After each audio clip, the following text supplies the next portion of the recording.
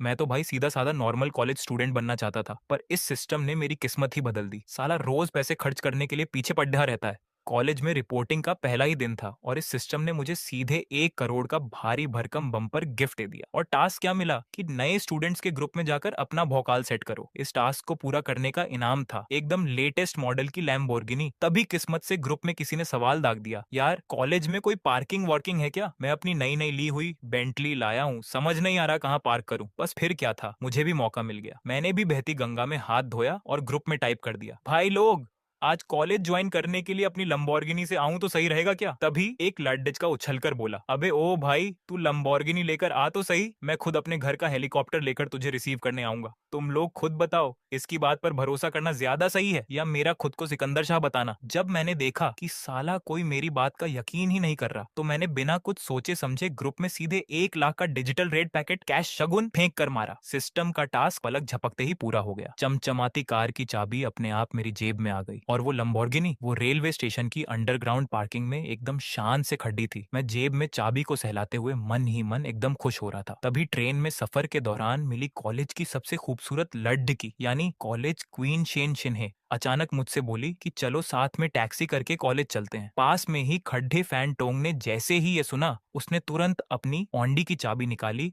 और टॉन्ट मारते हुए बोला, अरे सुंदर कन्या, इसके पास कौन सी बढ़िया कार होगी? ज्यादा से ज्यादा कोई खटारा स्कूटी या नैनो होगी। टैक्सी का चक्कर छोड़ दो और मेरे साथ चलो, मैंने भी स्टेशन पर अपनी गाड़ी पार्क कर रखी है। ये बोलते हुए उसने मुझे बड़ी नीची नजर से देखा, पर शेन शिन्हे ने उसे भाव तक नहीं दिया। जब उसे पता चला कि मेरे पास भी अपनी गाड़ी है, तो उसने उल्टा मेरे साथ ही जाने का मन बना लिया। मैं अपनी नाक सिकोड़ते हुए थोड़ा परेशान हो गया कि यार ये लड्डच की तो जबरदस्ती मेरी गाड़ी में लिफ्ट मांग रही है। पर ऐसे कैसे भाई? मुझे अभी अभी जो लंबोर्गिनी मिली है उसे तो मैंने खुद अभी तक चलाकर भी नहीं देखा। ऊपर से इसका ये बद्धा सा सूटकेस, मेरी कार में तो इसे रखने की रत्ती भर जगह नहीं है। गलती से भी मेरी इस नई नवेली कार पर कोई स्क्रैच आ गया तो मेरा तो दिल ही टूट जाएगा। इसीलिए जैसे ही ट्रेन स्टेशन पर रुकी, मैं बिना कुछ सोचे समझे पार्किंग की तरफ सरपट भाग खड्डा हुआ। पीछे फैन टोंग चमचे की तरह शेन शिन्हे का सामान उठाने में लगा था। मुझे ऐसे भागते देख शेन शिन्हे गुस्से से अपने पैर पटकने लगी। लड़कियों का भी अजीब फंडा है भाई, जो चीज ना मिले उसकी तरफ ज्यादा भागती है और जो खुद आगे से भाव दे उसे घास भी नहीं डालती। उसे इस बात का झटका लगा था कि किसी लड़के ने उसे मना कैसे कर दिया। उसने वहीं कसम खा ली कि आज तो वो मेरी ही कार में बैठकर रहेगी। फिर क्या था, वो अपनी सारी शराफत भूलकर अपना भारी सूटकेस खींचते हुए मेरे पीछे लंबी लंबी डग भरने लगी। फैन टोंग भी उसके बगल में मैडम मैडम चिल्लाते हुए भाग रहा था। जल्द ही हम तीनों अंडरग्राउंड पार्किंग के लिफ्ट के पास आमने सामने आ गए। मैंने जब देखा कि ये बला अभी तक टली नहीं है तो मैं सच में परेशान हो गया। शेन शिन्हे ने गुस्से में मुंह फुलाकर पूछा, तुम सीधे सीधे मुझे अपने साथ ले जा रहे हो या नहीं? मैंने एक लंबी सांस ली और कहा, अरे बाबा, ऐसा नहीं है कि मैं ले जाना नहीं चाहता, पर मेरी कार में स्पेस बहुत ही कम है, बैठोगी तो एकदम फंस जाओगी। शेन शिन्हे भी अपनी जिद पर अड्डेडज गई, आज तुम चाहे ओला की बाइक ही क्यों ना लाए हो, मैं बैठूंगी तो तुम्हारी ही सवारी पर। बगल में खद्दा फैन टोंग तो मुझे इस तरह देख रहा था जैसे अपनी आंखों से ही मुझे भस्म कर देगा। तभी लिफ्ट का दरवाजा टिंग की आवाज के साथ खुला। फैन टोंग ने तुरंत अपनी कार की चाबी निकाली और दूर खडीढ़ी एक ओडीए 4 को अनलॉक किया। वो शान से अपनी कार के पास गया, पैसेंजर सीट का दरवाजा खोला और खुद को कोई हीरो समझते हुए हाथ से बैठने का इशारा किया। मैडम, आप मेरी कार में ही बैठिए, इस कंगाल के पास कहाँ कोई गाड़ी होगी। लेकिन शेन शिन्हे ने उसकी तरफ मुद्द कर भी नहीं देखा। वो इस चिपकू टाइप के लड़के से एक शब्द भी नहीं बोलना चाहती थी। फैन टोंग का सब्र भी अब जवाब दे रहा था। उसने सख्त लहजे में कहा, देखो मैडम, अभी अभी ट्रेन आई है और इस वक्त टैक्सी मिलना नामुमकिन है। अगर अभी टैक्सी ढूंढने निकलोगी तो परेशान हो जाओगी। भलाई इसी में है कि शांति से मेरी गाड़ी में बैठ जाओ। मैं इन दोनों की बहस सुन रहा था और मन ही मन सोच रहा था कि इस लड़के की चमद्दी कितनी मोटी है भाई। शेन शिन्हे तेजी से मेरे पास आई और थोड़े कड्ढे शब्दों में बोली, सुनो क्लासमेट, कहीं ऐसा तो नहीं कि तुम्हारे पास कोई कार है ही नहीं? कोई बात नहीं, अगर कार नहीं है तो मैं खुद टैक्सी बुक करती हूँ और हम साथ में कॉलेज चलेंगे। ये कहकर उसने अपना फोन निकाल लिया। उसका ये पागलपन देखकर मैंने हार मान ली। जब ये हसीना इतनी जिद कर ही रही है तो चलो ले ही चलता हूँ, वैसे भी रास्ता तो एक ही है। ठीक है भाई, फोन रखो, टैक्सी करने की कोई जरूरत नहीं है, मेरी ही गाड़ी से चलो। शेन शिन्हे ने शक भरी नजरों से आसपास देखा। वहां दूर दूर तक कोई गाड़ी नहीं थी, बस बिल्कुल बीचों बीच एक चमचमाती हुई ब्लैक कलर की लंबोर्गिनी खड़ी थी। वो अभी सोच ही रही थी कि तभी मैंने जेब से चाबी निकालकर बटन दबाया और उस लंबोर्गिनी की हेडलाइट्स 2 बार जगमगा उठी। शेन शिन्हे तो भाई वहीं पर बुद्ध बन गई। उसके होश उड़े गए। उसे यकीन ही नहीं हो रहा था कि जिस लड़के के साथ उसने ट्रेन का सफर किया है वो असल में इतना बड्ढा रईसज़ादा है। मैंने बिना किसी हाव भाव के ड्राइविंग सीट का दरवाजा खोला और कहा, अब वहां मूर्ति बनकर क्यों खड़ी हो, जल्दी अंदर आओ। मैं कार के आगे वाले हिस्से की तरफ गया जहां सामान रखने की जगह बूट स्पेस थी, उसे खोला और फिर उसका सूटकेस पकड़ देते हुए बोला, मैंने तो पहले ही कहा था कि मेरी ये कार बहुत छोटी है। देखो, इस बेकार गाड़ी में एक सूटकेस रखने तक की जगह नहीं है। अब कोई और रास्ता नहीं है। तुम्हें अपनी सीट पर ही इसे एडजस्ट करके बैठना पड़ेगा। शेन शिन्हे अभी भी सदमे में थी और उसी हालत में कार के अंदर बैठ गई। उसका दिमाग जैसे काम करना बंद कर चुका था। मैंने जैसे ही लेदर के स्टीयरिंग व्हील पर हाथ रखा और V12 इंजन की वो दमदार आवाज गूंजी, कसम से मेरे चेहरे पर एक बड्ढी सी मुस्कान आ गई। फीलिंग एकदम नेक्स्ट लेवल थी। उधर अपनी ओंडी में बैठा फैंटोंग एकदम सन्न रह गया था। उसे समझ आ गया था कि असल में जोकर वो खुद बन चुका है। मुझे तो अंदाजा भी नहीं था कि मैंने अनजाने में ही एक लड़के के अमीर बनने के सपने के परखच्चे उड़ा दिए हैं। सड़क पर हमारी वो काली सुपरकार सूरज की रोशनी में चमचमाती हुई भाग रही थी। आसपास की गाड़ियां उसे देखते ही खुद ब खुद सेफ डिस्टेंस बना रही थी। उस लुक और इंजन की कड़क आवाज को देखकर रास्ते पर चलने वाले लोग बस आंखें फाड़े देख रहे थे। मेरा खुद का हाथ स्टीयरिंग व्हील पर एक्साइटमेंट के मारे थोड़ा कांप रहा था। गाड़ी थी ही इतनी धांसू। तभी जैसे ही मैंने एक ट्रैफिक सिग्नल पार किया, आगे का नजारा देखकर मेरे होश उड़ गए। दूर कुछ सुपर फास्ट कारें आपस में रेस लगा रही थी। सबसे आगे एक रेड कलर की फेरारी थी जो किसी गुस्से में भरे शेर की तरह भाग रही थी। उसके पीछे बाकी गाड़ियां थीं और वो लोग ट्रैफिक के नियमों की धज्जियां उड़ाते हुए कट मार रहे थे। उन्होंने तो जैसे सड़क पर अंधाधुंध तूफान ला दिया था। उस रेड फेरारी को कोई और नहीं बल्कि इंटरनेट की मशहूर ग्लैमरस स्टार लिन वॉन्किंग चला रही थी। वो सिर्फ दिखने में ही अप्सरा नहीं थी बल्कि एक मंजी हुई प्रोफेशनल रेसर भी थी। इस वक्त उसके लाइव वीडियो सेशन में पब्लिक एकदम पागल हो चुकी थी। कोई कमेंट कर रहा था, अरे भाई दीदी तो एकदम आग लगा रही है, 200 की स्पीड पर भी एक हाथ से हैंडल संभाल रही है। दूसरा कोई ज्ञानी बाबा बना, तुम लोगों को कुछ नहीं पता, वो तो अभी पूरा दम लगा ही नहीं रही है, बस पीछे वालों का वेट कर रही है। तभी एक ने लिखा, मुझे तो नहीं लगता कि ये उतनी तेज है। इस पर तुरंत दूसरा भड़क गया, अबे ओ कीबोर्ड के राजा,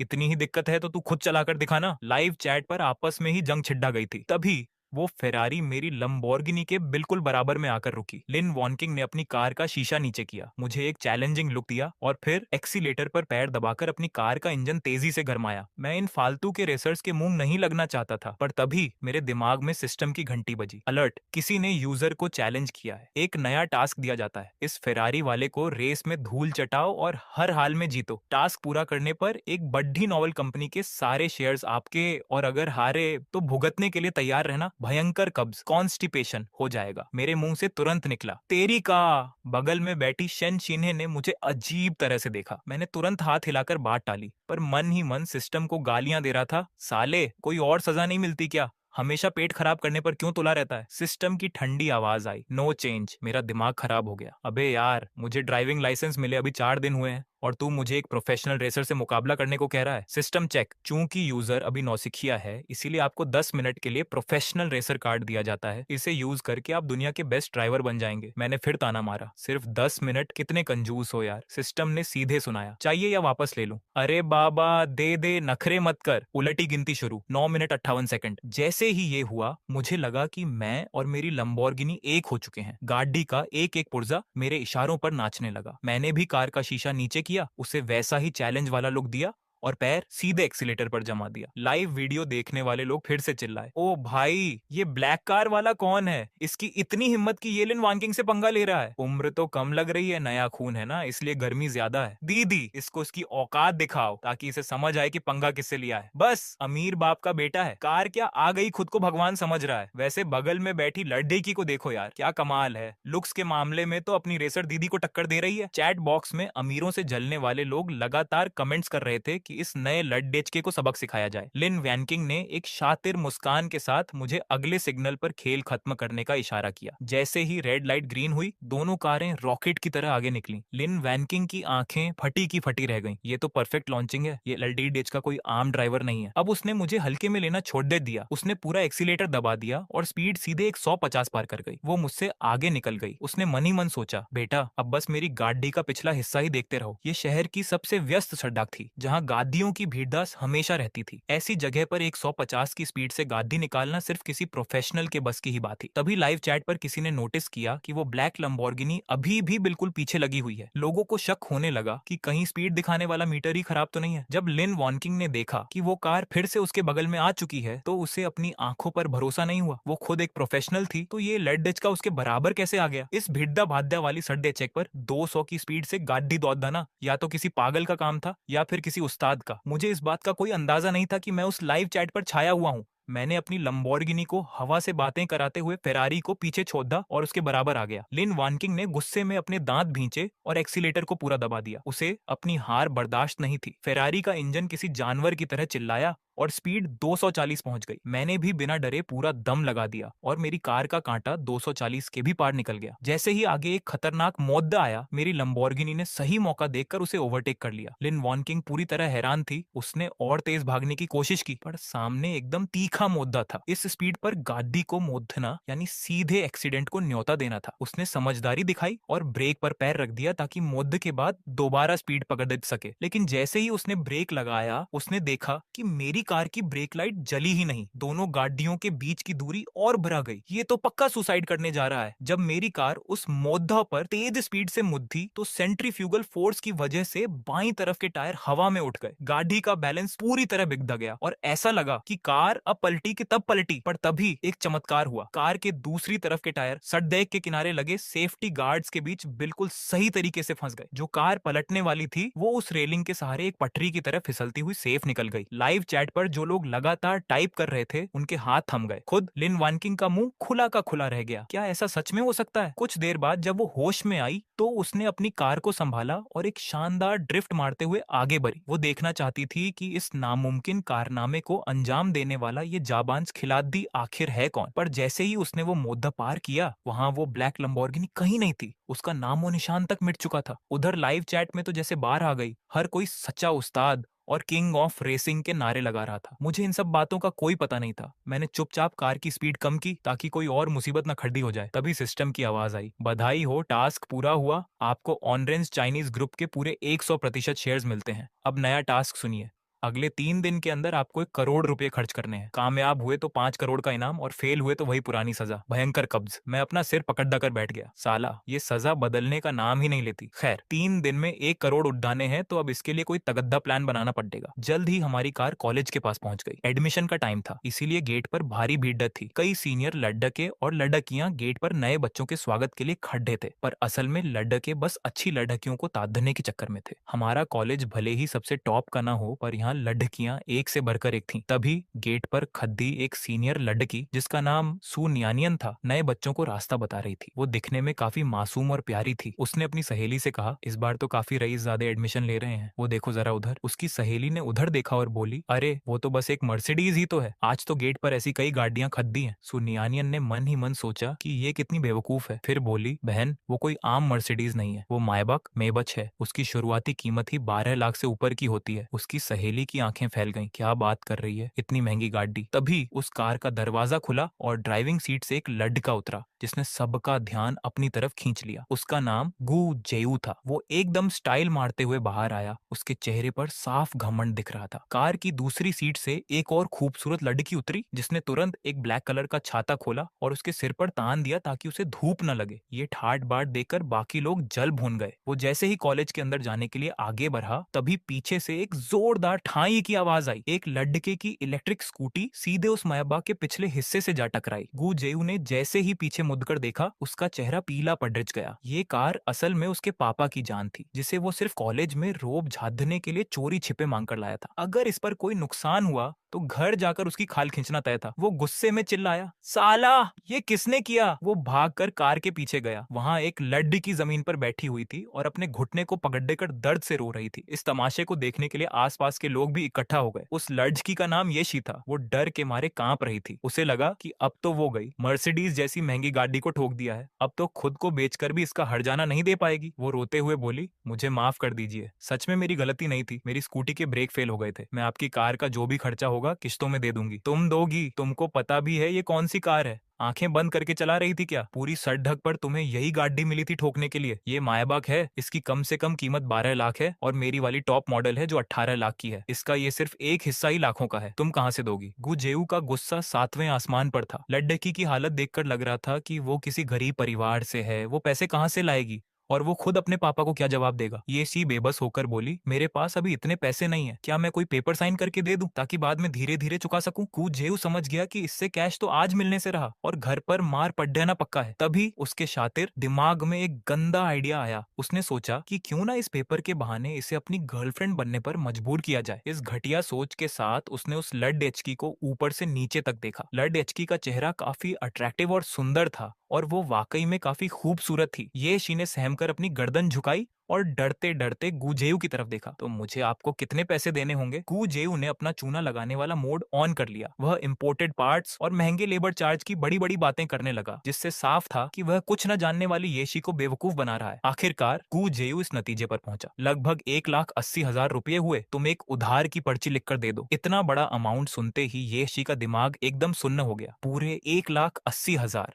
उसने अपनी जिंदगी में कभी एक साथ इतने कैश नहीं देखे थे। गु जेयू ने यह शी को वहां बुत बने खड़े देखा तो धमकी दी, अभी भी यहीं खड़े रहना है, फिर तो मुझे पुलिस को फोन करना होगा, पुलिस आकर ही फैसला करेगी। ये शी पूरी तरह डर गई और रोने वाली शक्ल बनाकर मिन्नतें करने लगी, प्लीज पुलिस को मत बुलाइए, मैं अभी पर्ची लिख देती हूँ। आसपास खड़े लोग ये सब देख नहीं पाए और बीच में आकर उसे रोकने लगे। सुनो लड़की, ये पर्ची मत लिखना, एक बार लिख दिया तो तुम सच में फंस जाओगी। छोटी बहन, इस पर्ची की कानूनी वैल्यू होती है, बाद में सब कुछ बिक जाने पर भी तुम ये कर्ज नहीं चुका पाओगी। जेयू को लगा कि उसका बना बनाया काम बिगड़ जाएगा, इसलिए उसने भीड़ की तरफ गुस्से से आंखें तरेरी। सब के सब अपना मुंह बंद रखो, यहाँ बड़े मददगार बनने की जरूरत नहीं है, कार्ड तुम्हारी नहीं टूटी है, अगर इतना ही बुरा लग रहा है तो तुम लोग ही इसके बदले पैसे दे दो। ये शी ने मजबूती से अपने होंठ भींच लिए, अगर वह ये पर्ची नहीं लिखेगी तो ये आदमी उसे छोड़ेगा नहीं। अब क्या किया जाए? तभी एक तेज इंजन की आवाज पास आने लगी और एक काली चमचमाती कार सड़क पर बिजली की तरह आई। सबकी नजरें उस फौलादी मशीन पर टिक गईं। अरे भाई, यह तो लैम्बोर्गिनी एवेंटाडोर, बड़ी गाड़ी है, ये तो सुपर लग्जरी कार है। गु जेयू भी फटी आंखों से देखता रह गया। उसकी आंखों में लालच और दीवानगी साफ दिख रही थी। हर लड़के का असली सपना तो यही होता है। लैम्बोर्गिनी उस भीड़-भाड़ वाली सड़क पर धीरे-धीरे आगे बढ़ी। मैंने सड़क के दोनों तरफ नजर दौड़ाई। फुटपाथ पर लोगों का हुजूम था, बस उस मेबैक के पीछे एक पार्किंग की जगह खाली थी। मैंने तुरंत स्टीयरिंग घुमाया और कार का अगला हिस्सा उधर डाल दिया, लेकिन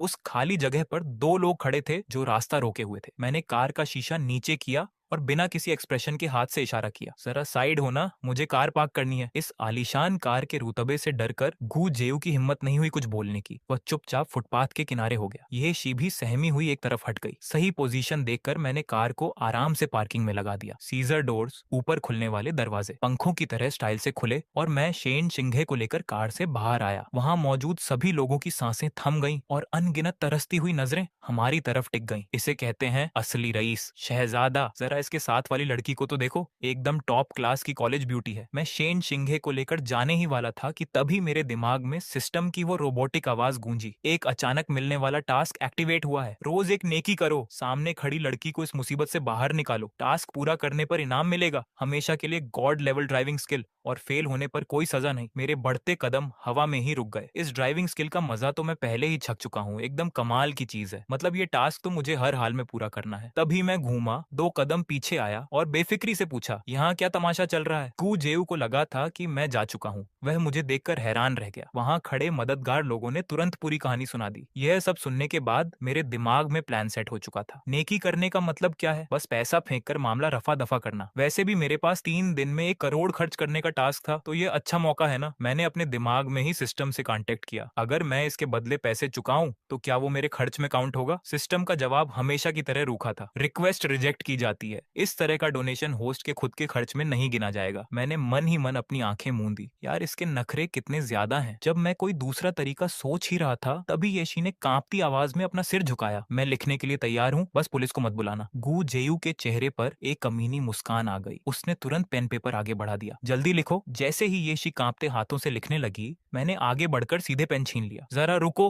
मैंने आसपास नजर घुमाई और तेजी से दूर खड़े एक मैकेनिक की तरफ भागा। फिर सबकी हैरान नजरों के के सामने मैंने नोटों की गड्डी उसके हाथ में थमा दी। वह उस्ताद खुश होकर मुस्कुराया और मुझे एक मजबूत भारी हथौड़ा दे दिया। मैं वह हथौड़ा लेकर वापस सीन पर लौटा। गू जेऊ की आंखें डर से फैल गईं। वह पीछे हटने लगा और घबराकर चिल्लाया, तुम पागल हो गए हो क्या? मारना चाहते हो? तुम्हारे पास थोड़े से पैसे क्या आ गए? तुम यहाँ रौब झाड़ रहे हो और कमजोर को सता रहे हो। क्या मुझे गुस्सा नहीं आता? मैंने बिना कुछ बोले मैबैक के आगे वाले हिस्से की तरफ कदम बढ़ाए, हथौड़ा उठाया और सीधे विंडशील्ड सामने के शीशे पर दे मारा। 80 80! गूजेऊ उस टूटते हुए शीशे को देखकर तड़प उठा। ये कार उसके पापा की जान थी, जिसे उन्होंने अपनी आधी जिंदगी की कमाई जोड़कर खरीदा था। मामूली सा स्क्रैच आने पर भी उनका दिल बैठ जाता था और अब तो कार का हुलिया ही बिगड़ चुका था। सामने का शीशा मकड़ी के जाले की तरह बिखर गया और कार का बोनट भी बुरी तरह पिचक गया। गूजेऊ पागलों की तरह रोकने के लिए लपका, रुक जाओ, मत तोड़ो। उसे पूरी तरह टूटता हुआ देखकर मैंने हथौड़ा रोका और कार की छत से नीचे कूद गया। मैंने अनजाने बनने का नाटक करते हुए अपने हाथ फैलाए। ओहो,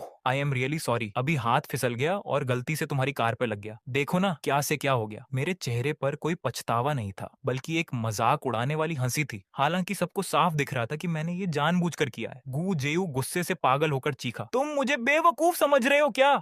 तुम कमीने ने ये सब जानबूझकर बदला लेने के लिए किया है। मैंने अपने कंधे उचकाए और भारी हथौड़े को सड़क पर फेंक दिया। मैंने कहा ना, हाथ फिसल गया था। अब तुम यकीन नहीं करते तो मैं क्या करूं? तुम रुको, अभी मैं पुलिस बुलाकर तुम्हें पकड़वाता हूं। प्रॉपर्टी को नुकसान पहुंचाने के केस में अंदर करवाऊंगा। गू जेऊ की आंखें गुस्से से लाल हो चुकी थीं और उसका चेहरा तमतमा उठा था। मैंने आराम से कहा, जैसे मुझे कोई फर्क ही नहीं पड़ता। शौक से बुलाओ, लेकिन एक सलाह देता हूं, अभी तुम मुझसे पैसे मांग सकते हो। पुलिस के आने के बाद इंश्योरेंस कंपनी जो एस्टीमेट बनाएगी उसमें तुम्हें छवन्नी भी नहीं मिलेगी। कू जेऊ भी ये बात अच्छे से समझता था, पर यह बेइज्जती सहना भी मुश्किल था। सबके सामने उसकी कार टूट गई और वह कुछ नहीं कर पाया। उसका मन तो कर रहा था कि चिल्लाकर कहे, मुझे पैसे नहीं चाहिए, मैं तुझे जेल भिजवाऊंगा, पर उसमें इतना दम नहीं था। उसे पैसों की जरूरत थी। मेबैक की जो हालत हो चुकी थी, अगर उसे रिपेयर कराने के पैसे नहीं मिले तो घर जाने पर उसके पापा उसकी खाल उधेड़ देंगे। गू जेऊ ने दांत पीसते हुए एक अमाउंट बोला, ठीक है, इस नुकसान के 5 लाख रुपए लगेंगे। ये सुनकर मैंने बस अपनी भौहें सिकोड़ी। गू जेऊ को लगा कि उसकी लॉटरी लग गई। अरे ये क्या हुआ? अभी तो बड़ा हीरो बन रहा था, 5 लाख सुनते ही हवा निकल गई। मैं तो इसे कोई बड़ा रईस समझ रहा था, ये तो बस दिखावा कर रहा था। अब आया ना ऊंट पहाड़ के नीचे, चलो घुटनों पर बैठो और खुद को थप्पड़ मारो।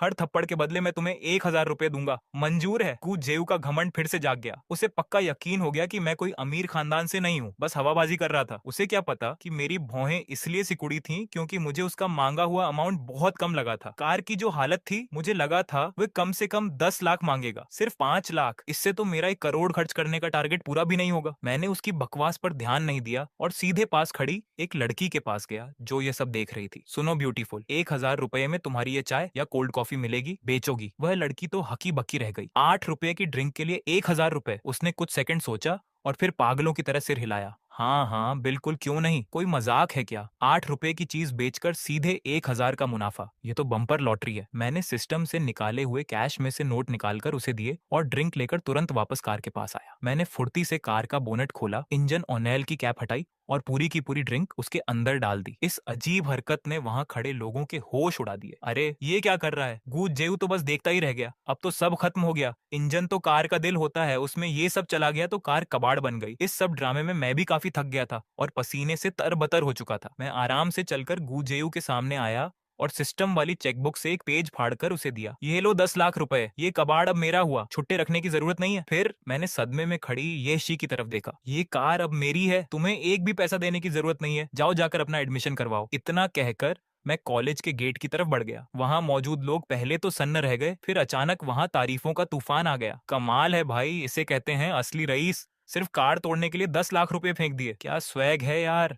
मैं तो फैन हो गई। ये पक्का उस लड़की की मदद करने के लिए ही आया था ना। ओ माय गॉड, इतना अमीर और इतना अच्छा, ये तो बिल्कुल मेरे सपनों का राजकुमार है। ये लड़का कौन है? मुझे इसका नंबर चाहिए। अब बात सिर्फ लैम्बोर्गिनी की नहीं थी, वहां खड़ी हर लड़की उस पर अपना दिल हार चुकी थी। आखिर इतने हैंडसम, अमीर और नेक दिल लड़के को कौन मना कर सकता है? सू नियनियन भी अब मुझे एक नए नजरिए से देख रही थी। हाइट, लुक्स, पैसा, सब कुछ एकदम परफेक्ट था। उसकी सहेली ने अपने दिल पर हाथ रखकर कहा, नियनियन, यही है वो जो मेरे नसीब में लिखा है। तभी नए स्टूडेंट्स का स्वागत स्वागत करने वाली सीनियर लड़कियां मेरी तरफ लपकी। जूनियर, हमारा कॉलेज किसी भूल भुलैया जैसा है, चलो मैं तुम्हें खुद तुम्हारे हॉस्टल छोड़कर आती हूँ। जूनियर, इतनी गर्मी में कितना थक गए होंगे, मेरे रूम में ठंडी शिकंजी रखी है, चलोगे थोड़ा आराम करने? इसकी बात मत सुनो जूनियर, इसके पैर मोटे हैं और मेरे पैर लंबे हैं, मैं खुद अपने हाथों से तुम्हारे लिए शिकंजी बनाऊंगी। बेचारी शेन शिंघे उन एक्साइटेड सीनियर्स की भीड़ में कहीं पीछे छूट गई। लड़कियों ने मुझे चारों तरफ से घेर लिया, मैं तो जैसे सबका चहेता सुपरस्टार बन गया। इन सीनियर लाइट डिचकियों ने बगल में खड्डी शिवानी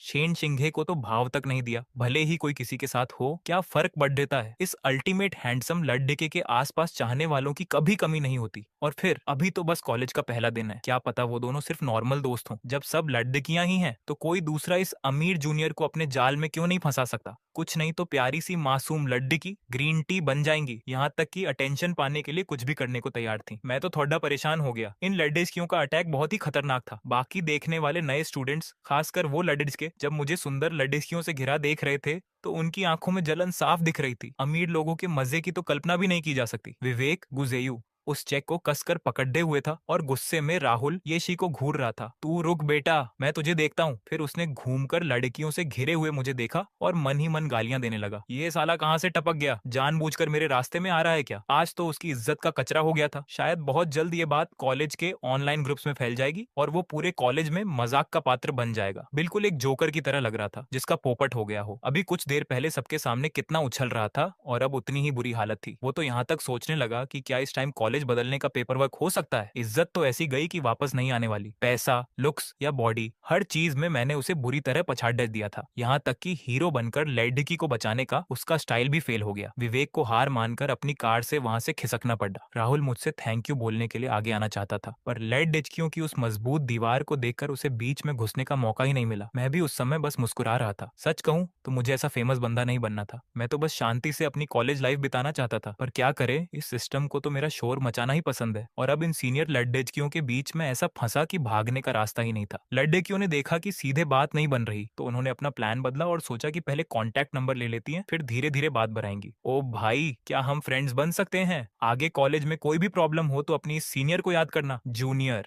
जल्दी से मुझे स्कैन करो, आगे से लाइब्रेरी की सीट तुम्हारे लिए बुक रहेगी। मुझे समझ आ गया कि आज नंबर दिए बिना पीछा नहीं छूटने वाला, तो मैंने मजबूरी में अपने फोन का क्यूआर कोड निकाल लिया। फोन का नोटिफिकेशन टोन लगातार बजता रहा और दर्जनों सुंदर सीनियर्स मेरे फ्रेंड लिस्ट में शामिल हो गई। मैं तो बस रिक्वेस्ट एक्सेप्ट करते करते थक गया। अपना काम होने के बाद ऑल्डिडेकियां समझदारी से वहां से हट गईं और सब अपने अपने तरीके से मुझे इम्प्रेस करने की प्लानिंग करने लगी। यह तो सच में एक हाई लेवल का गेम चल रहा था। ये सब देखकर बाकी लड़के के सन्नाटे में आ गए। उनके दिल में जलन और जलन के सिवा कुछ नहीं था। आखिर कौन नहीं चाहता कि वो 18 साल की उम्र में लैम्बोर्गिनी से कॉलेज आए। दूसरी तरफ उनके पास सुपर कार तो दूर, एक स्कूटी तक नहीं थी। रोज आने जाने के लिए बस या पैदल का सहारा था और ऑटो कैब बुक करने से पहले भी कूपन ढूंढते थे। इस पल सबको एहसास हो गया कि इंसानों के बीच का अंतर कभी कभी समंदर की गहराई से भी ज्यादा होता है। शिवानी ने जब देखा कि भीड़ कम हो गई है तो वो मेरे पास आई और मुस्कुराकर बोली, वाह स्टार, तुम्हारा जलवा तो सच में बहुत ज्यादा है। मैंने लाचारी से अपने कंधे उचकाए। ज्यादा हैंडसम होना भी एक आफत है। मैं तो सच में शांत रहना चाहता था। शिवानी ने यह सुनकर अपनी आंखें घुमाई। वो लड़कियां तुम्हारी कार देखकर आई थी, समझे? तुम्हारे लुक्स से उन्हें कोई मतलब नहीं था। फिर उसने अपनी बात संभाली और धीरे से बोली, आज ड्रॉप करने के लिए थैंक्स। क्या शाम को तुम फ्री हो?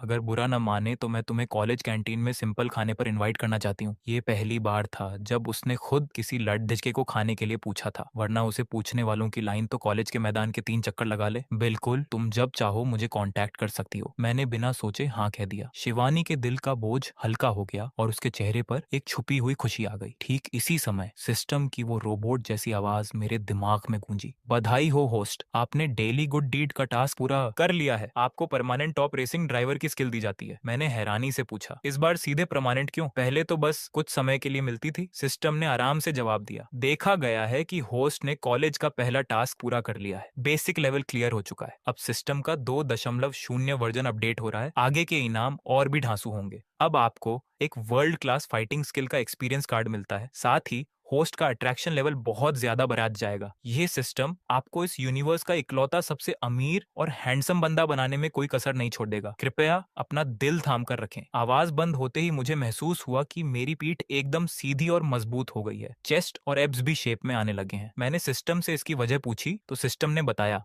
अट्रैक्शन लेवल बढ़ने से एलडीडी की पसंद के हिसाब से आपकी बॉडी का ट्रांसफॉर्मेशन हुआ है। अब आप एक परफेक्ट हैंडसम हंक बन चुके हैं। शिवानी जैसे ही कुछ बोलने वाली थी, उसकी नजर मेरे चेहरे पर पड़ी और उसका दिल तेजी से धड़कने लगा। वहां से गुजरने वाली बाकी लड़कियां तो वहीं की वहीं जम गईं। उनकी नजरें मुझ पर ऐसे चिपक गईं जैसे कभी हटेंगी ही नहीं। उनका लुक ऐसा था जैसे मुझे अभी खा जाएंगी। ओ माय गॉड, उस हैंडसम लाड डेके को देखो। अरे भाई, ये कौन सा एक्टर आ गया? इतना सुंदर कैसे हो सकता है कोई? मुझे लाइफ में पहली बार लगा कि मैं चिद्धिया घर का कोई कीमती जानवर बन गया हूँ, जहाँ सब लड़कियां खद्दी होकर फोटो खींच रही थी। मुंह जैसे शांत रहने वाले इंसान के लिए ये किसी सजा से कम नहीं था। सिस्टम भैया, तुमने तो मुझे फंसा दिया। शिवानी का चेहरा लाल हो गया। जाते जाते उसकी आवाज में थोड़ा अपनापन था। मैं शाम को तुम्हें कॉल करूंगी, मैंने धीरे से हाँ कह दिया। आखिर ये लड़कियों के हॉस्टल के नीचे का एरिया था। मैं जैसे ही वहां आया, पूरी बिल्डिंग की लड़कियां बालकनी से नीचे झांकने लगीं। ठीक है, तो मैं ऊपर जाती हूँ। शिवानी की आवाज हमेशा की तरह शांत नहीं थी, बल्कि उसमें थोड़ी सी नरमी थी। ओके, कोई काम हो तो बताना। ये कहकर मैं वहां से निकल गया। पंकज फैंटोंग ने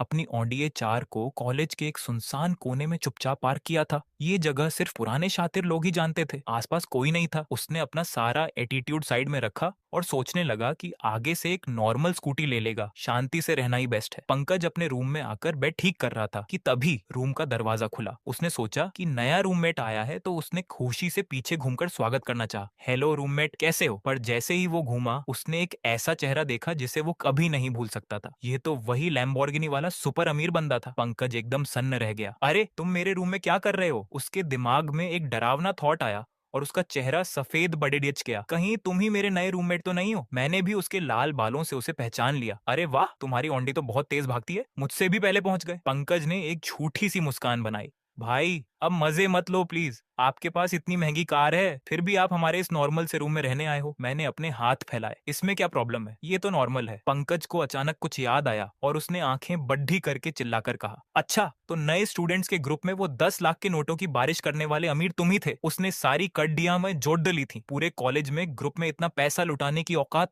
बहुत कम लोगों की थी। उसने जैसे ही मुझे ग्रुप में ऐड किया था, वैसे ही पैसों की बारिश शुरू हो गई थी। अब समझ आया कि करोड़ों की कार वाले के अलावा ये कौन कर सकता है। मैंने आराम से कहा, हाँ मैं ही था। वैसे तो मैं 100 लाख 1 मिलियन भेजना चाहता था, पर उस ऐप की लिमिट ही 10 लाख की थी। तुम तो मेरे फ्रेंड लिस्ट में हो ही, ग्रुप में मेरा प्रोफाइल पिक देख लेते। ये सुनते ही पंकज के पैर कांपने लगे और वो सीधे मेरे सामने घुटनों पर आ गया। पहले उसका पूरा ध्यान शिवानी पर था, तो उसने ग्रुप में देखा ही नहीं कि पैसे किसने भेजे थे। उसने मेरे पैर पकड़े डीएच लिए और रोते हुए बोला, भाई, आज से तुम मेरे बड्ढे भाई हो। प्लीज मुझे अपना छोटा भाई बना लो। उसे इतना समझदार देखकर मैंने उसे उठाने की कोशिश की। अरे उठो उठो, हम एक ही रूम के भाई हैं। पंकज और जोर से रोने लगा। उसे पता था कि उसका पूरा ड्रामा मैंने अपनी आंखों से देखा है। अगर ये बात बाहर गई तो कॉलेज में उसकी क्या इज्जत रह जाएगी। भाई, अगर तुमने मुझे अपना छोटा भाई नहीं माना तो मैं नहीं उठूंगा। आगे से मैं तुम्हारे सारे काम करूंगा, पानी लाऊंगा और बेड भी सही करूंगा। दूसरी तरफ विवेक अपनी ब्लैक कार लेकर कॉलेज के पिछले गेट से आया था। कार में उसने उस चेक को कम से कम 800 बार पलट कर देखा था। यहाँ तक कि बैंक में काम करने वाले अपने अंकल को फोन करके चेक के असली होने की बात कंफर्म की थी। तब जाकर उसकी जान में जान आई। विवेक अपना सूटकेस लेकर हॉस्टल की तरफ आ रहा था। अच्छा हुआ कि उसने मास्क पहना हुआ था और सुबह की बात अभी ज्यादा फैली नहीं थी। कम से कम रूम के नए साथियों को उसकी इस बेइज्जती के बारे में नहीं पता होगा। उसने जैसे ही रूम का दरवाजा खोला तो देखा कि एक लाल बालों वाला लड़का जमीन पर घुटनों के बल बैठा है और किसी को भाई बोल रहा है। विवेक के मन में नफरत आई। आजकल के लड़कों में कोई सेल्फ रिस्पेक्ट नहीं है। मिलते ही भाई बाप बनाने लगे, मर्दों का नाम खराब कर रहे हैं। पर जैसे ही उसने उस लड़के का चेहरा देखा जिसके सामने वो बैठा था, उसके अपने पैर भी कांप गए और वो भी सीधे घुटनों के बल बैठ गया। पूरा रूम एकदम शांत हो गया, जैसे टाइम रुक गया हो। भाई, प्लीज मुझे भी अपना छोटा भाई बना लो। विवेक तो जैसे रोने ही वाला था। जिस चीज का डर था वही हुआ, जिससे बचना चाहता था वही सामने आ गया। वो और पंकज दोनों कोई सीधे साधे इंसान नहीं थे। दोनों अपना अपना प्लान बना रहे थे, पर किस्मत देखो, दोनों सही टाइम पर मेरे सामने साइड कैरेक्टर बन गए। भाई, तुम्हारा नाम अमित शाओयान है ना? आज सुबह कॉलेज के गेट पर मुझसे गलती हो गई, मैं तुम्हें पहचान नहीं पाया। अब से हम सब भाई हैं। क्या पुरानी बात को भुलाया जा सकता है? विवेक का चेहरा ऐसा था जैसे उसने कोई कड़ी डीडेवी दवा खा ली हो। उसकी कॉलेज लाइफ शुरू होते ही खत्म सी हो गई थी। पंकज को भी अब समझ आ गया था कि दूसरा रूममेट कोई और नहीं बल्कि सुबह बेइज्जत होने वाला विवेक ही है। तभी इतना डर गया है। पंकज ने तुरंत साथ देते हुए कहा, हाँ भाई, हमारे रूम का एक लीडर होना चाहिए और आपके अलावा ये काम कोई नहीं कर सकता। फिर उसने विवेक की तरफ देखा। मैं सबसे छोटा हूँ तो मैं तीसरे नंबर पर रहूंगा। मैंने ज्यादा कुछ नहीं कहा, बस अपना सिर हिलाया। सब भाई हैं, आगे साथ ही रहना है, पुरानी बातें खत्म करो। विवेक और पंकज ने एक साथ चैन की सांस ली। उन्हें सबसे ज्यादा डर इसी बात का था कि कहीं मैं पुरानी बातों को लेकर बैठा ना रहूं। मुझे इतना शांत और अच्छे दिल का देखकर उनका डर कम हो गया। उन्हें अच्छे से पता था कि मैं लैम्बोर्गिनी वाला सुपर अमीर लड्डे का हूँ और ऐसे लोगों का गुस्सा बहुत खराब होता है, पर मैं तो बहुत ही नॉर्मल निकला। बेशक उनका मेरे सामने इतना झुकना अपने फायदे के लिए भी था। आखिर उनकी इज्जत की चाबी मेरे हाथ में थी। अगर मुझे गुस्सा आया और मैंने ये बातें सबको बता दी तो वो पूरे कॉलेज में किसी को अपना चेहरा दिखाने लायक नहीं बचेंगे। कमरे में चारों तरफ नजर घुमाकर जब फान तुंग को मेरा कोई सामान नहीं दिखा तो वह पास आया और बोला, भैया आपका सामान कहाँ है, लाइए मैं उसे सहेज देता हूँ। मैं थोड़ा चौंक गया और आराम से बोला, लाया ही नहीं। यह सुनकर गुजियों और फान तुंग की आंखें फटी की फटी रह गई। भाई इसे कहते हैं असली रईस, घर से निकलते वक्त कुछ भी नहीं लाए, जहां पहुंचे वहीं सब कुछ नया खरीद लिया। गुजियू एकदम मस्त अंदाज में हंसा और बोला, भैया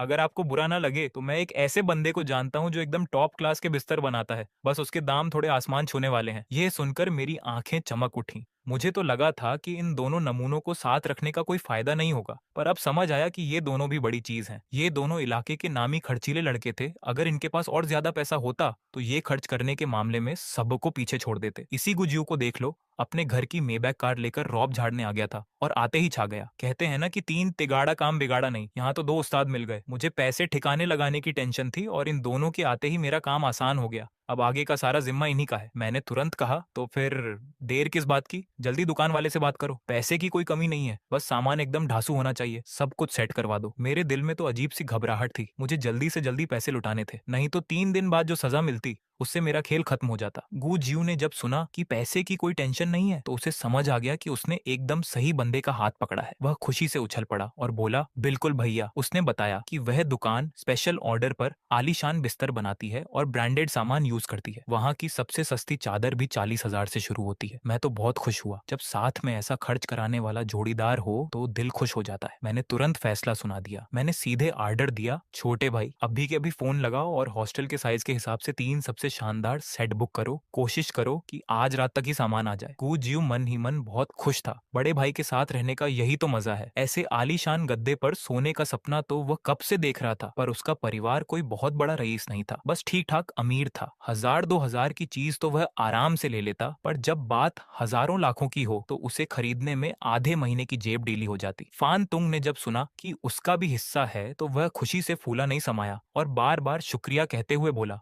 बहुत बहुत धन्यवाद भैया। अब से आपका ये छोटा भाई आपके लिए जान भी हाजिर कर देगा, कभी धोखा नहीं देगा। मैंने हाथ हिलाते हुए कहा, मैं कोई जालिम इंसान नहीं हूँ, रिलैक्स रहो। आगे चलकर तुमसे बस छोटे मोटे काम करवाऊंगा, कोई मजदूरी नहीं करानी। गुजियो बहुत चालाक था। वह तुरंत पास आकर अपनी तारीफ करने लगा, भैया मुझ में वैसे तो कोई खास खूबी नहीं है, पर इस कॉलेज में मेरी पूरी हनक चलती है। कोई मुझसे पंगा नहीं ले सकता क्योंकि यहाँ के बड़े साहब मेरे अंकल हैं। मैंने तुरंत गंभीर होकर कहा, जब मुझे बड़ा भाई माना है तो मेरी एक बात कान खोलकर सुन लो, बाहर हमेशा शांत रहा करो, कहीं ऐसा ना हो कि किसी गलत इंसान से पाला पड़ जाए। गू जियू ने अपना सिर खुजलाया और नासमझ बनते हुए पूछा, पर भैया आप खुद इतने ठाट बाट से क्यों रहते हैं? मेरी बोलती बंद हो गई। मैंने कहा, क्योंकि मैं खुद मजबूर हूँ। गू जियू और परेशान हो गया, भैया आपके पास सब कुछ है, आपको कौन मजबूर कर सकता है? मैंने उदास होकर उसके कंधे पर हाथ रखा और कहा, अरे भाई अमीरों के अपने दुख होते हैं, बाद में समझोगे। फान तुंग कुछ पूछने ही वाला था कि मैंने उसे बीच में ही रोक दिया। मैं इस बात को और नहीं खींचना चाहता था। मैंने हाथ से इशारा किया, ठीक है बहुत समय हो गया, छोटे भाई जल्दी फोन मिलाओ और गद्दे का ऑर्डर दो। गू जियू ने बिना देर किए तुरंत फोन लगाया, हेलो,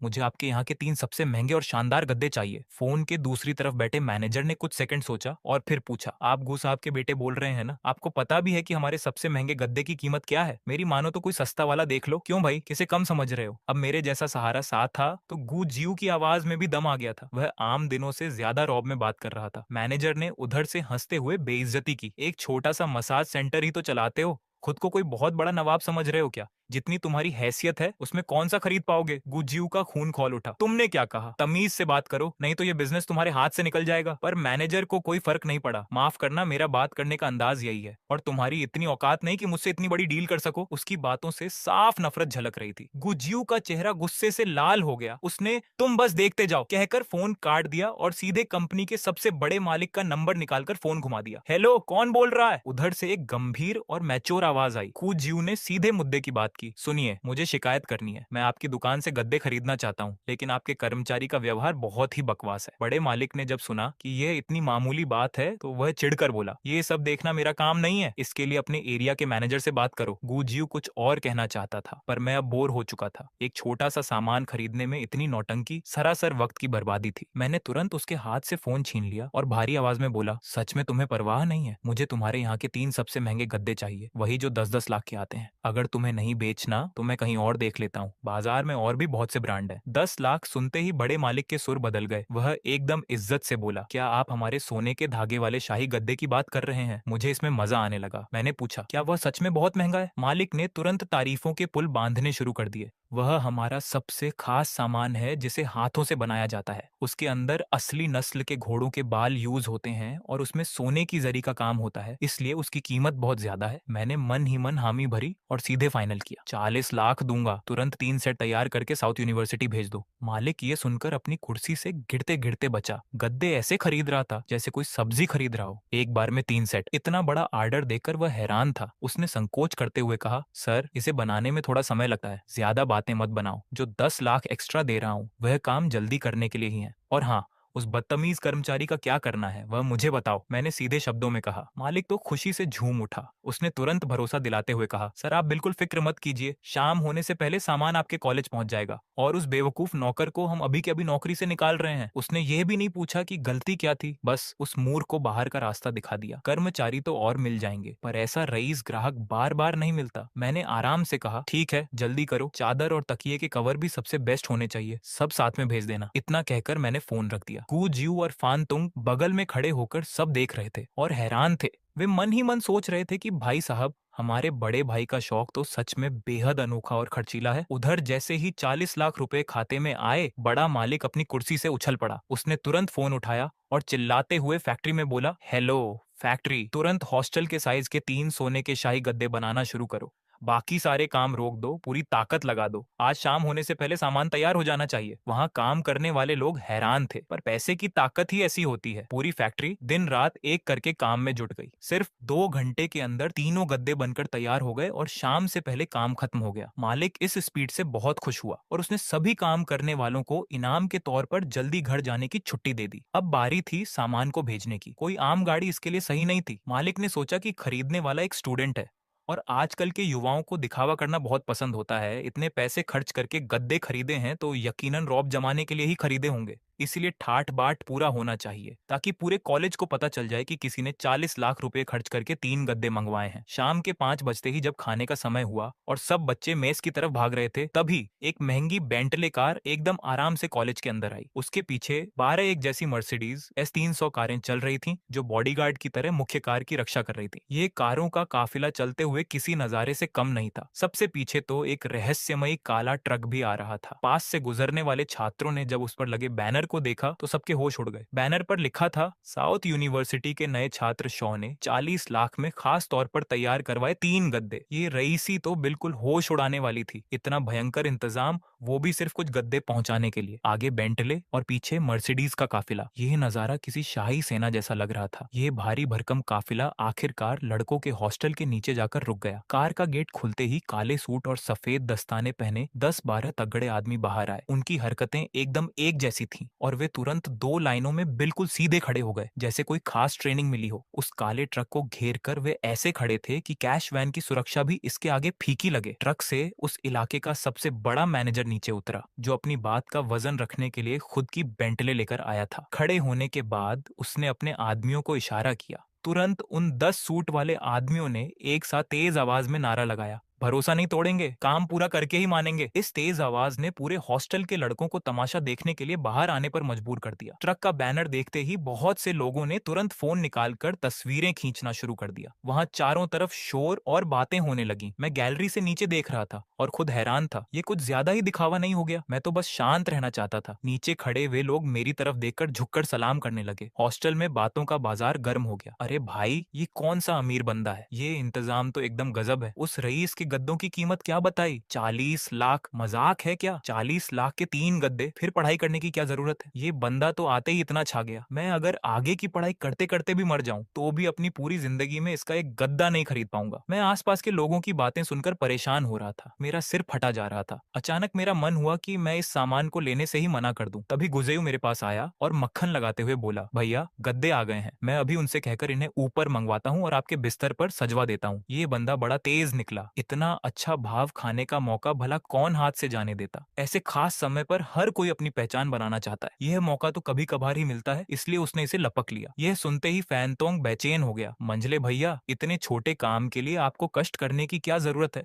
आप और बड़े भैया ऊपर आराम कीजिए, मैं नीचे जाकर सब संभाल लेता हूँ। गुजेयू उसकी चालाकी समझ गया और हंसकर बोला, छोटे भाई तुम सबसे जूनियर हो, एक बड़े भाई के नाते मुझे तुम्हारा ख्याल रखना चाहिए ना, इसलिए मैं ही जाता हूँ। फैनतोंग मन ही मन बहुत दुखी हुआ, पर चेहरे पर झूठी हंसी लाकर बोला, जब मंझले भैया ने यह बात कह ही दी है तो मेरा दिल नहीं मानता कि मैं आपको काम पर भेजूं, इसलिए मैं ही जाऊंगा। मैं पूरी तरह तंग आ चुका था। मैंने हाथ हिलाते हुए कहा, बस करो, तुम दोनों साथ चले जाओ। वैसे भी मैंने 3 सेट खरीदे हैं, बाकी के 2 तुम दोनों के ही हैं, उनसे कहो कि सीधे हमारे कमरे में पहुंचा दें। यह सुनते ही फैनतोंग और गुजेयू बहस करना भूल गए और तुरंत नीचे की तरफ तेजी से भागे। नीचे का नजारा इतना आकर्षक था कि सामने लड़कियों के हॉस्टल की खिड़कियों पर भी भीड़ जमा हो गई थी। सब उस अमीर शौ की एक झलक देखना चाहती थी। गुजेयू और फैनतोंग जैसे ही हॉस्टल के गेट से बाहर आए, उन्होंने अपनी छाती चौड़ी कर ली और पूरे टशन में आ गए। सबकी नजरों के बीच वे दोनों धीरे धीरे उस मुख्य मैनेजर की तरफ बढ़े। दोनों के मन में लड्डू फूट रहे थे। उन्हें लगा कि जिंदगी में आज तक उन्होंने जितना भी भौकाल बनाया है वो इस पल के सामने कुछ भी नहीं है। वे चाहते थे कि यह रास्ता कभी खत्म ही ना हो। जब वे दोनों आखिरकार मैनेजर के सामने पहुंचे तो गुजेयू ने अपना गला साफ किया और गंभीर आवाज में बोला, हमारे बड़े भैया ने कहा है कि इन गद्दों को ऊपर पहुंचा दो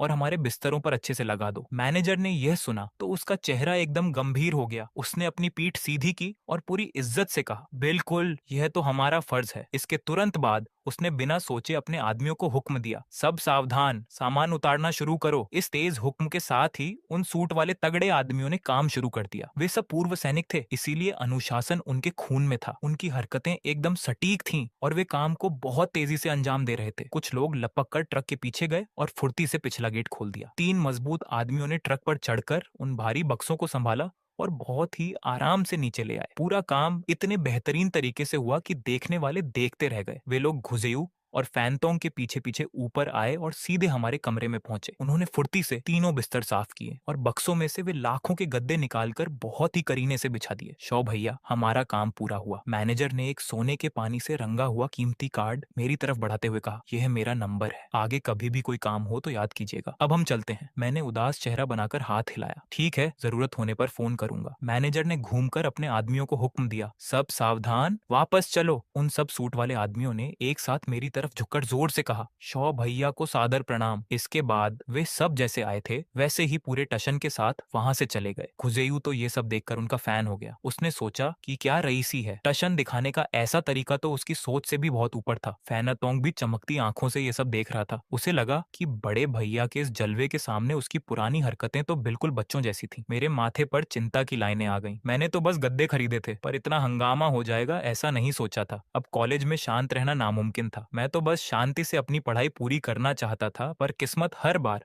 मुझे ऐसे अतरंगी तरीकों से शो ऑफ करने पर मजबूर क्यों कर देती है। इसी उलझन में मुझे भूख का एहसास हुआ। मैं खाना मंगाने के लिए फोन उठाने ही वाला था कि सिमिंग का मैसेज आया, क्या तुमने सच में 40 लाख के गद्दे खरीदे हैं? मैंने जवाब दिया, हाँ। तुम भूल गई क्या कि मैं आते समय अपने साथ कुछ नहीं लाया था? अगर गद्दे ना खरीदता तो क्या आज रात जमीन पर सोता? 13 लाख से ज्यादा का एक गद्दा। तुम तो सच में खानदानी रईस हो। पैसे हैं तो खुद का ख्याल रखना ही चाहिए। अच्छी नींद सबसे जरूरी है। वैसे क्या तुम्हें भूख लगी है? चलो मेस में चलकर कुछ खाते हैं। हाँ, मुझे भी भूख लगी है, तो मैं मेस के पहले गेट पर तुम्हारा इंतजार करती हूँ। ठीक है। इस समय गुजेयू अपने नए बिस्तर पर लेटा हुआ मजे ले रहा था। उसने मुझसे कहा, बड़े भैया, क्या आपको भूख लगी है? चलिए मैं आपको बाहर किसी बढ़िया जगह खाना खिलाता हूँ। शहर के बड़े होटलों की मेंबरशिप है मेरे पास। इस बंदे को और कुछ आए ना आए, पर ऐश कैसे करनी है इसका वह उस्ताद था। ये सुनकर मैंने गुस्से से कहा, बस खाना ही तो खाना है, किसी महंगे होटल में जाने की कोई जरूरत नहीं है। हम मेस में ही खाएंगे। हमें सबके साथ मिलकर रहना चाहिए। पैसे की वजह से खुद को अलग नहीं समझना चाहिए। अपनी इस अमीरी वाली सोच को बंद करो। गुजेयू तुरंत मेरी तारीफ करते हुए बोला, बड़े भैया की सोच सच में बहुत बड़ी है। मैं ही ना समझता। जैसा आप कहें वैसा ही होगा। फैनतोंग ने देखा कि मंझले भैया तो बड़े भैया के करीब आते जा रहे हैं। उसने सोचा कि अगर उसने अब कुछ नहीं किया तो बड़े भैया उसे अपने साथ रखना बंद न कर दें। वह तुरंत आगे आया और बोला, बड़े भैया, मेरे पास ज्यादा पैसे तो नहीं है, पर मेस का खर्चा मैं उठाऊंगा। आपका जो मन करे वो मंगवा लीजिए। मैं उसकी बात सुनकर हंस पड़ा और हाथ हिलाकर बोला, इतने कम पैसों के लिए तुम दोनों को जेब डीली करने की कोई जरूरत नहीं है। हम सीधे मेस की तरफ जा रहे थे कि अचानक मेरे कदम रुक गए और माथे पर बल आ गए। अरे रुको, ऐसा क्यों लग रहा है कि एक बंदा कम है? फैन टोंग ने अपने सिर पर हाथ मारा और उसे अचानक याद आया, अरे हाँ, खाने का टाइम हो गया है। पर हमारा दूसरा रूममेट कहाँ गायब है? मैंने थोड़ा सोचा। हम तीनों ने नया गद्दा ले लिया, बस वही अकेला छूट गया। ये बात बाहर गई तो लोग कहेंगे कि हम अपना अलग ग्रुप बना रहे हैं। टोंग ने चिढ़ते हुए अपना मुंह बनाया। हम दोनों तुम्हारे छोटे भाई हैं, तुम्हारा हमें संभालना तो बनता है। उससे हमारी कोई जान पहचान नहीं है, छोड़ दो उसे। चलो जल्दी खाना खाने चलते हैं। मैंने सोचा बात तो सही है और मैं आगे आगे बाहर की तरफ चल दिया। हम तीनों जैसे ही मेस के गेट नंबर 1 पर पहुंचे, हमें वहां 3 लोग खड्डे दिखाई दिए। शेन शिंगे खास तौर पर तैयार होकर आई थी। सफेद हाफ स्लीव शर्ट पर लाल रंग का बोटाई लगा था और नीचे काले रंग का छोटा स्कर्ट था। उसके एकदम सीधे पैर तो कतई गजब ढा रहे थे। पास से गुजरने वाले लड़कों की निगाहें वहीं टिक गई थीं। शेन शिंगे ने दूर से ही मुझे देख लिया और खुशी से हाथ हिलाते हुए जोर से चिल्लाई, जाओ यान, मैं यहाँ हूँ। मैं अपने साथ मौजूद इन दोनों नमूनों को लेकर धीरे धीरे उसके पास पहुंचा। फैन टोंग ने जैसे ही शेन शिंगे को देखा, उसका चेहरा थोड़ा उतर गया। शेन शिंगे ने भी उसे पहचान लिया और एक सवालिया नजरों से देखा। मैंने मजबूरी में अपने हाथ फैलाए। किस्मत का खेल देखो, यह मेरा रूममेट है। शेन शिंगे ने धीरे से सर हिलाया। वह अभी कुछ बोल भी नहीं पाई थी कि उसके पास खड्डी एक लड्डकी पहले ही बोल पड़ दी। उसने मुझे ऊपर से नीचे तक देखा। ए लड्डके, तुमने हमारी शिंगे को खाने पर बुलाया और अपने पूरे कुनबे को साथ उठा लाए। मैंने सामने देखा, उस लड्डेचकी का चेहरा थोड़ा गोल मटोल था और उसने एकदम प्यारी सी फ्रॉक पहन रखी थी। गू जेयू की आंखें चमक उठी और वह अपने सफेद दांत दिखाते हुए हंसा। हम तो बस बद्दे भाई के साथ मुफ्त का खाना खाने चले आए। वह मन ही मन सोच रहा था। पहले तो बद्दा भाई शो ऑफ करने से मना कर रहा था कि स्पेशल ट्रीटमेंट नहीं चाहिए, रईसों वाला खाना नहीं खाना है। इतनी देर से असली खेल तो ये था कि साथ में सुंदर लडेचकी थी। अब तो मेस का खाना भी टेस्टी लगने लगा था। वह छोटी लडेचकी थोड़ी देर नखरे के साथ ताना मारते हुए बोली, तुम्हारे बद्दे भाई, तुम इस लडेचके को अपना बद्दा भाई बोल रहे हो? गू जेयू एकदम प्यार से हंसा। हाँ, अभी अभी बद्दे भाई माना है, हमारे बॉयज हॉस्टल में ऐसा ही चलता है। शेन शिंगे ने एक ठंडी सांस ली और मजबूरी में सबको इंट्रोड्यूस कराया। ये मेरी 2 रूममेट्स हैं, त्यानत्यान और क्यूजी। मुझे कोई खास फर्क नहीं पड़ता, जब सब आ ही गए हैं तो चलो। मेरे पेट में चूहे कूद रहे हैं, पहले पेट पूजा करते हैं। मेस में टोटल 2 फ्लोर थे। फर्स्ट फ्लोर पर थाली वाला सिस्टम था, जहाँ खाना पहले से बना होता है, बस प्लेट लेकर आंटी से डलवा लो। सेकंड फ्लोर एकदम फूड स्ट्रीट जैसा था, जहाँ चाट, चाउमीन, बारबेक्यू और सूप वगैरह सब मिल रहा था। आज हम 6 लोग थे तो फर्स्ट फ्लोर पर काम नहीं चला सकते थे। कुछ अच्छा ही खाना था। हम 6 लोगों ने खिड़की के पास एक जगह पकद्दी और एक बार में 8 सब्जियां और कुछ बारबेक्यू ऑर्डर कर दिया। पर टेबल पर माहौल थोड़ा अजीब था। आखिर मेरे और शेन शिंगे के अलावा बाकी सब पहली बार मिल रहे थे। अभी बातें चल ही रही थी कि अचानक त्यानत्यान ने अपने फोन को देखते हुए गाली दी। यह तो बहुत ज्यादा हो गया, सब मिलकर एक बेचारी लड़झिकी को परेशान कर रहे हैं। उसने बोलते हुए अपना फोन शेन शिंगे के मुंह के सामने कर दिया। स्क्रीन पर कॉलेज फोरम का एक पोस्ट था। मायबा कार वाले अमीर बाप के बेटे ने धौंस जमाकर लड़झकी से जबरदस्ती लोन पेपर साइन करवाए, वरना पुलिस बुलाने की धमकी दी। एक और पोस्ट था। अल्ट्रा अमीर स्टूडेंट ने 4 लाख के गद्दे खरीदे। नए स्टूडेंट की ताकत देखकर सब हैरान। सीनियर्स भी तारीफों के पुल बांध रहे थे कि इस बार के नए स्टूडेंट्स का लेवल ही अलग है। पहले लैम्बोर्गिनी से एंट्री और अब 4 लाख का गद्दा। सच में पैसे की कोई कमी नहीं है। मैंने अभी तक कॉलेज का फोरम नहीं देखा था। असल में मेरा ये फोन बहुत हैंग होता है। मैंने ऐसे ही बहाना बना दिया। बस इन 2 बातों की वजह से मैं और गू जेयू पूरे कॉलेज में फेमस हो चुके थे। मैं तो एक रहस्यमयी अमीर शहजादा बन गया, पर गू जेयू की लोगों ने सोशल मीडिया पर जमकर क्लास लगा दी। अरे यार, जरा ये देखो, ये सीनियर करोड़ों की लैम्बोर्गिनी चलाता है, कितना हैंडसम है। त्यान त्यान आंखें फाड़ कर फोन देख रही थी और एक्साइटेड होकर अपनी सहेली को बता रही थी। क्यूंजी को भी यकीन नहीं हो रहा था। बस शेन शिंगे का चेहरा अजीब बना हुआ था, क्योंकि जिसकी वो इतनी तारीफ कर रही थी वह ठीक उनके सामने बैठा था। त्यान के चेहरे पर पूरा लालच था। काश मेरे पास भी एक लैम्बोर्गिनी होती। उसने अंगदाई ली और मेरी तरफ घूमकर बोली, ए लड्ढे के, आज तुमने कॉलेज के गेट पर तमाशा देखा होगा ना? तुम तो दोपहर में आए थे, तुमने उस लैम्बोर्गिनी वाले अमीर लड़के को देखा क्या? वह कैसा दिखता है? मैंने अपनी ठुड्डी पर हाथ रखा और जानबूझकर सस्पेंस बनाते हुए कहा, देखा तो था, शक्ल सूरत की बात करें तो एकदम एवरेज ही है। त्यान का मुंह उतर गया। उफ, कितनी बुरी बात है कि मैं उसे अपनी आंखों से नहीं देख पाई। गू जेयू ने अचानक बीच में बात काट दी। ये कोई पक्की बात नहीं है, वह शायद तुम्हें भाव भी ना दे। मैं उस समय वहीं था। उसकी कार से एक बहुत हॉट लड़की उतरी थी। जो दिखने में बेहद खूबसूरत थी। मैं और शेन शिंगे एक साथ अपने खाने से खांसने लगे। त्यान ने नखरे से अपना चेहरा ऊपर किया। सच में क्या वह मुझसे भी सुंदर है? इस सवाल ने गुजेयू को सोच में डाल दिया। वह तो उसे पटाने की सोच रहा था, तो झूठ कैसे बोलता? पर फैन टोंग ने बीच में कूद कर जवाब दे दिया, हाँ वह तुमसे बहुत सुंदर है, मैं भी वहीं था। त्यान ने शक भरी नजरों से फैन टोंग को देखा। वाह क्या इत्तेफाक है कि तुम तीनों वहीं थे। भले ही वह मुझसे सुंदर हो, पर हमारी शिंगे से सुंदर तो बिल्कुल नहीं हो सकती। उसने इतना कहकर शान से शेन शिंगे की पीठ थपथपाई। फैन टोंग और गुजेयू ने तुरंत हाँ में हाँ मिलाई। हाँ हाँ बिल्कुल सही बात है, शिंगे के सामने तो वह कुछ भी नहीं है। शेन शिंगे बस मुस्कुराकर रह गई। उसे पछतावा हो रहा था कि उसने पहले ही त्यान को सब सच क्यों नहीं बता दिया। पर इस हंसी मजाक से टेबल का माहौल एकदम सेट हो गया। त्यान वैसे भी बहुत बातूनी थी और गुजेयू भले ही शो ऑफ करता था, पर अच्छे घर से था, उसे बात करने का सलीका था। दोनों ने दो दो बियर की बोतलें आपस में टकराई और ऐसा लगा जैसे अभी ही दोस्ती की कस्में खा लेंगे। इस बीच एक छोटा सा सीन भी हुआ। त्यान को थोड़ी चढ़ गई और उसने उस लड्डकी को परेशान करने वाले मायबा कार वाले लड्ढके को जी भरकर गालियां दी। गुजेयू का दर्द छुपाए नहीं छुप रहा था, पर लड्डकी पटाने के चक्कर में उसे मजबूरी में खुद को ही कोसना पड़ रहा था। जब सब मजे से बातें कर रहे थे, तभी पास से एक लडेजके की आवाज आई। शिंगे, तुमने भी इसी कॉलेज में एडमिशन लिया है? शेन शिंगे और त्यान ने हंसकर उसे हेलो कहा। जीबो, तुमने तो दूसरे कॉलेज का फॉर्म भरा था ना, तुम यहाँ कैसे आ गए? जीबो उनका स्कूल का क्लासमेट था और कॉलेज में भी एक जाना माना अमीर लड़का था। उसने शर्माते हुए अपना सिर खुजलाया। बस वहाँ एडमिशन नहीं हो पाया तो मजबूरी में यहाँ आना पड़ा। मुझे नहीं पता था कि तुम भी यहीं हो। ये तो बहुत बढ़िया इत्तेफाक है। शेन शिंगे ने लगे हाथ सबका इंट्रोडक्शन कराया और जब मेरी बारी आई तो उसने खास तौर पर कहा, ये ट्रेन में मिले थे। जीबो के तेवर तुरंत बदल गए और उसकी नजरों में मेरे लिए दुश्मनी साफ दिखने लगी। कहाँ से ये सीधा साधा लड्डे आ गया जो आसमान के तारों को छूने की सोच रहा है? इसे पता नहीं है क्या कि जो भी पहले शिंगे के पीछे पड्ढे थे उनका क्या हाल हुआ था? जीबो मन ही मन सोचने लगा कि इस लड्डे को सबक सिखाने का कोई मौका ढूंढना पड़ेगा। त्यान वैसे भी जीबो को पसंद करती थी, दिखने में स्मार्ट, अमीर और होनहार। वह हमेशा शिंगे और जीबो की जोड़ी बनाने की सोचती थी और शिंगे के कान भरती रहती थी। जीबो का यहाँ आना कोई इत्तेफाक नहीं था, त्यान ने ही उसे चुपके से खबर दी थी, जिसके बाद वह यहाँ भागा भागा आया था। त्यान ने जोश में जीबो को बुलाया। जीबो, यहाँ शिंगे के पास बैठो, तुम दोनों पूरे वेकेशन में नहीं मिले, आराम से बातें करो। ये सपोर्ट तो एकदम परफेक्ट था। फैन टोंग ने समझदारी दिखाई और अपनी सीट छोड़ दी। जीबो भी बिना शर्माए सीधे शेन शिंगे के बगल में बैठ गया और प्यार से बोला, शिंगे बहुत दिनों बाद मिले, तुमने बताया क्यों नहीं कि तुम यहाँ आ रही हो?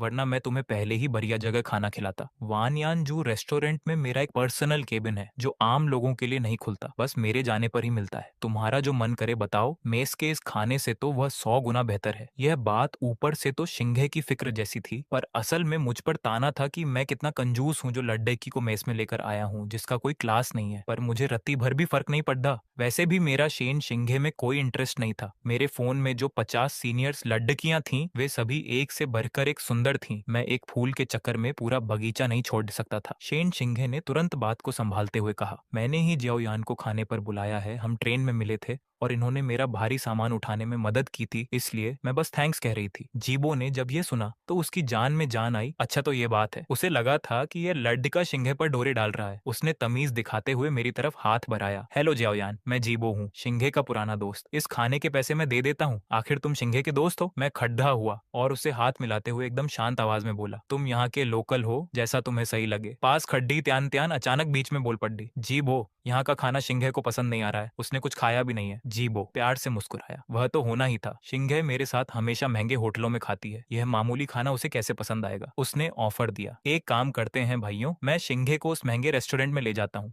और यहाँ आप लोगों ने जो भी ऑर्डर किया है उसका पूरा बिल मैं भर देता हूँ। इतना कहकर उसने शेन शिंगे का हाथ पकड़ डाने के लिए हाथ बढ़ाया। मेरी त्योरियां चढ़ गईं और मेरे बगल में बैठे गुजेयू से तो अब बिल्कुल बर्दाश्त नहीं हुआ। ये लड्डे का कुछ ज्यादा ही हवा में उड़त रहा था। उसने गुस्से में अपने चम्मच को टेबल पर पटका। तुम्हारा मतलब क्या है? तुम जो खाओ वो शाही खाना और जो हम खा रहे हैं वो मामूली खाना। जीबो ने एक घटिया सी हंसी हंसी। क्यों, ऐसा नहीं है क्या? तुम जैसे कंगाल लोग मेज के सेकंड फ्लोर पर खा लें, वही तुम्हारे लिए बहुत बड़ी बात है। तुम्हें पता भी है उस रेस्टोरेंट में एक डिश कितने की आती है? हजारों रुपए की। उसके सामने तुम्हारा ये खाना मामूली नहीं तो और क्या है। मैं बस हाथ बढ़ाकर गुजियो को रोकने ही वाला था कि मेरे दिमाग में सिस्टम की आवाज जोर से गूंजी। अलर्ट, होस्ट की बेइज्जती की गई है, चुप रहना मना है, अब ईंट का जवाब पत्थर से देना ही होगा। कामयाबी मिली तो वानयानजू के सारे शेयर्स आपके, और अगर फेल हुए तो तुरंत कब्ज कॉन्स्टिपेशन की सजा मिलेगी। ये सुनते ही मेरा पारा 7वें आसमान पर पहुंच गया। मैंने जोर से टेबल पर हाथ मारा। भाई साहब, मैं शरीफ हूँ तो इसका ये मतलब थोड़े ही है कि तुम मुझे कब्ज करा दोगे। मैंने आगे बढ़ रहे गुजियू को हाथ से रोका और तीखी नजरों से जीबो की तरफ देखकर कहा, तुम इसे रूखा सूखा खाना कह रहे हो, सही कहा ना? माहौल में अचानक बारूद सुलग गया। तियन तियन ने तुरंत बीच बचाव करते हुए मामला शांत करने की कोशिश की। श्याओ यान, तुम भलाई की कदर करना सीखो। जीबो इतने अच्छे दिल से पार्टी दे रहा है और तुम्हारे अंदर तमीज नाम की चीज नहीं है। मैंने एक ठंडी हंसी हंसते हुए कहा, शुरुआत से लेकर अब तक मैंने एक लफ्ज नहीं बोला। सबसे पहले किसने मुंह खोलकर हमें कंगाल कहा? किसने कहा कि इस जगह सिर्फ भिखारी आते हैं? और किसने छाती ठोक कर कहा था कि हम जो भी मंगाएंगे उसका बिल वह खुद भरेगा? तियन तियन ने चिढ़कर शेन शिन्हे का पल्लू खींचते हुए कहा, शिन्हे देखो तो सही, ये लोग कहाँ से आए हैं? इनमें रत्ती भर भी मैनर्स नहीं है। हमेशा शांत रहने वाली शेन शिन्हे के चेहरे पर आखिरकार नाराजगी साफ दिखने लगी। तियन तियन, जीबो, तुम दोनों अब बस करो। किसी से ऐसी बातें कैसे कर सकते हो? पर तियन तियन ने अपनी ठुड्डी ऊपर उठाई और हमारी तरफ हिकारत से देखते हुए बोली, मैं तो सच ही कह रही हूँ। लड़कियों के पैसों पर पलना ही कम बेइज्जती की बात थी क्या, जो अब यहाँ आकर दादागिरी दिखा रहे हैं? एकदम गंवार हैं ये लोग। गुजियू का चेहरा गुस्से से नीला पड़ दिच गया।